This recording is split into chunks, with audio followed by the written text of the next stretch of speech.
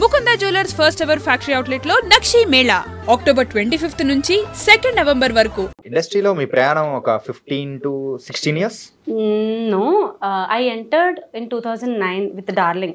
అప్పుడు నేను degree first year చదువుతున్నాను, సెయింట్ ఆన్స్ మెహదీపట్నం. అప్పట్లో ఆకుట్ ఉండేది.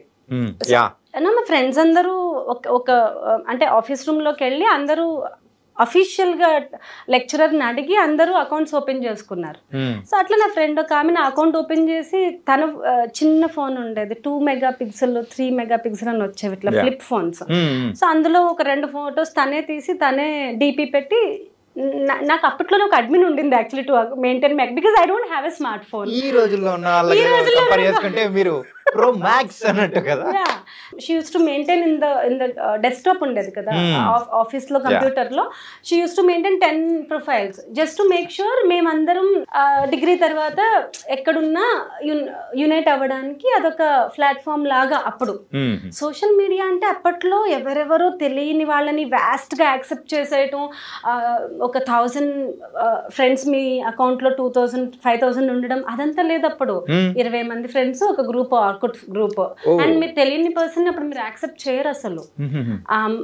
ఆ పర్సన్ చాలా closely you know, then only you will accept them. So that kind of culture it was.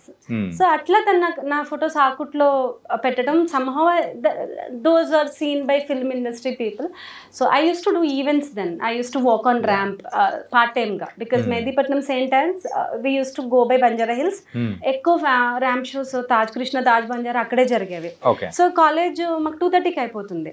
So ఈ ర్యాంప్ షోస్ ఇవన్నీ కూడా అనుకోకుండా హోటల్ మేనేజ్మెంట్లో ఈవెంట్ మేనేజ్మెంట్ చేయడం వల్ల వాళ్ళు ఈ అమ్మాయి బాగుంది, చాలా షోల్డర్ అదంతా బాగుంది, స్ట్రైట్ వాక్ చాలా బాగుంది, కాన్ఫిడెంట్గా ఉందని ముంబై మోడల్స్ ఎవరైనా తక్కువ పడినప్పుడు వాళ్ళు 11 గర్ల్స్ రావాలి, 10 వచ్చారు, ఒక అమ్మాయి తక్కువైంది, అట్లాంటప్పుడు మాకు తెలుగు మోడల్స్ అని పిలిచేవారు. So that kind of replacements I started my career as a model.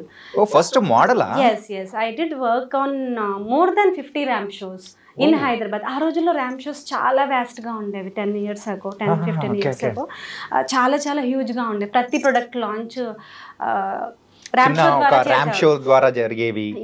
Designer shows, డిజైనర్వి, ఈవెన్ జ్యువెలరీవి, Manepalli, MBS. I represented Reliance Jewelry also. I was associated with big brands actually ఆ టైంలో. అట్లా స్టార్ట్ అయింది. ఆ తర్వాత photos somehow they were circulated without your knowledge. You photos are circulated when you are on media, print media. మీరు పేపర్లో వస్తున్నారు every week. So అప్పుడు కరుణాకరన్ గారి ఆఫీస్ నుంచి నాకు ఫోన్ వచ్చింది. He was making darling. Director Karunakaran. Okay. So he wanted to cost me as a second heroine for that film. So నేను second lead అనుకునే నేను వెళ్ళాను. దాని తర్వాత స్క్రిప్ట్లో ఏవో చాలా చేంజెస్ వచ్చాయి. అంటే స్క్రిప్ట్ వాళ్ళు ఇంకా మోడరేట్ చేస్తున్నప్పుడు నన్ను సెలెక్ట్ చేశారు. తర్వాత సార్ నన్ను ఆఫీస్కి పిలిచి, ఇప్పుడు సెకండ్ హీరోయిన్ రోల్ లేదు, we had to remove it because we are trimming the script. కొంచెం చేంజెస్ జరిగాయి. స్విట్జర్లాండ్లో షూట్, ఇండియాలో ఒక పార్ట్, అక్కడ ఒక పార్ట్ తీస్తున్నాం. సో అక్కడ కాజల్ గారు ఉంటారు. ఇక్కడ ఇండియాకి వచ్చిన తర్వాత లవ్ స్టోరీ ఇంకా పూర్తిగా డెవలప్ అవ్వలేదు అని he told me some technical reasons and he said I'm really sorry because I signed and then I had to. Okay. So Prabhas gar pakkana second heroine ga ani, it was like I was so young then. I was like hardly 19-20. So అదే degree second year అంటే first year only. Okay, first year లోనే. ఆ టైంలో అక్కడే నేను ఆయన sorry bye but next ఫిల్మ్లో డెఫినెట్గా I will remember you and I will make sure that you will get a call from my team అని చెప్పారు. నన్ను ఓదార్చడానికి చెప్తారు కదా, కానీ నేను అలాగే అట్లా బ్లాంక్గా కూర్చుని ఉండిపోయాను. I just went alone. మా మదర్ ఎప్పుడు she was not with me for auditions and all. మా అమ్మకి చాలా భయం మూవీ ఆఫీసులకి వెళ్ళాలంటే. She was very homely and innocent lady.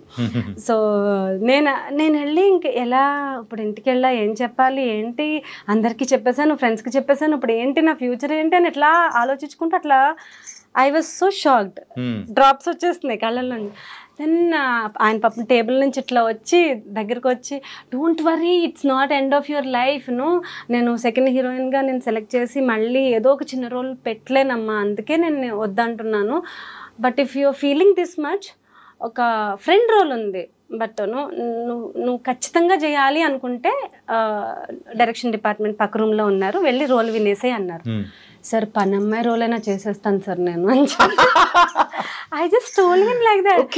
Sir మీ డైరెక్షన్ లో నేను ఈవెన్ మెయిడ్ రోల్ చేస్తాను, నన్ను మీరు తీసేయకండి please. I was so innocent, I did not know how to talk.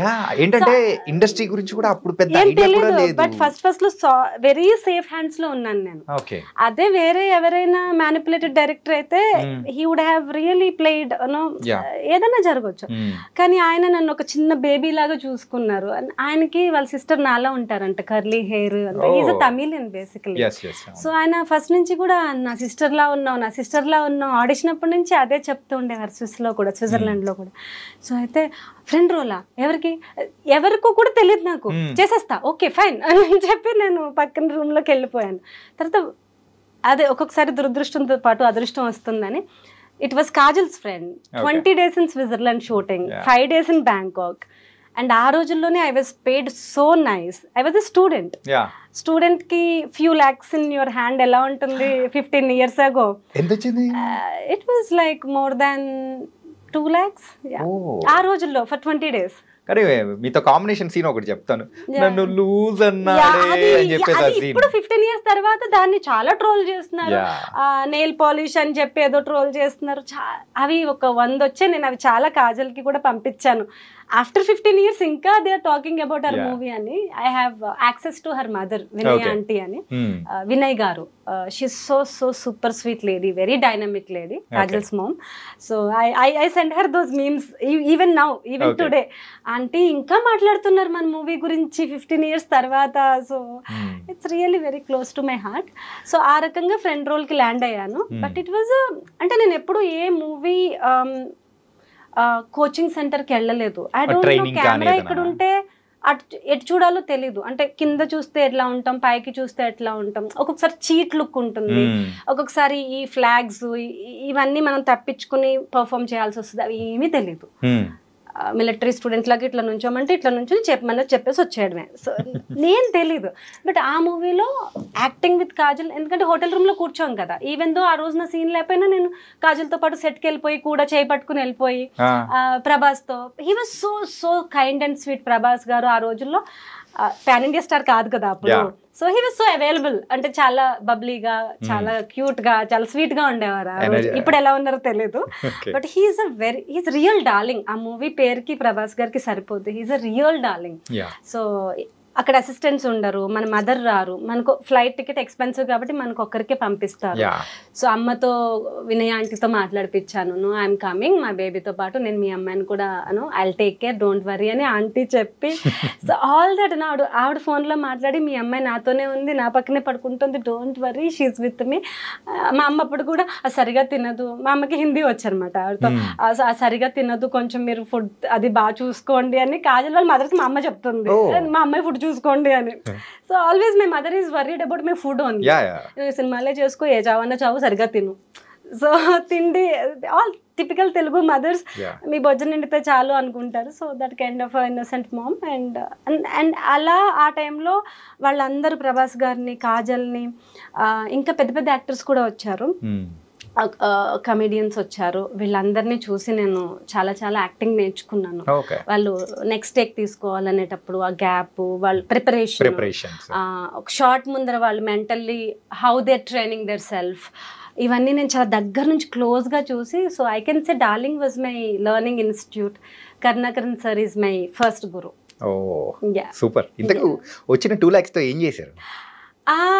I don't remember, but actually I bought a car, small Alto car. ఎందుకంటే నేను అప్పటి వరకు I use to go by auto, because ఆ రోజుల్లో Uber, ఈ AC కార్లు ఏం లేవు. మీరు ఆర్కుట్ అని చెప్తుంటేనే మేమంతా ఎఫ్బి యుగం, ఫేస్బుక్ యుగము మా తర్వాత. సో ఆర్కుట్ ఎన్నో రోజులు లేదు, తొందరలోనే ఎఫ్బిగా పరిణామం చెందింది. సో ట్రాన్స్ఫార్మ్డ్, ఇమీడియట్ గా. ఆర్కుట్ కాలం ఎంతోసేపు సస్టైన్ అవ్వలేదు, FB immediately impacted actually. So I took a small car for 1.8 lakhs, second hand Alto car.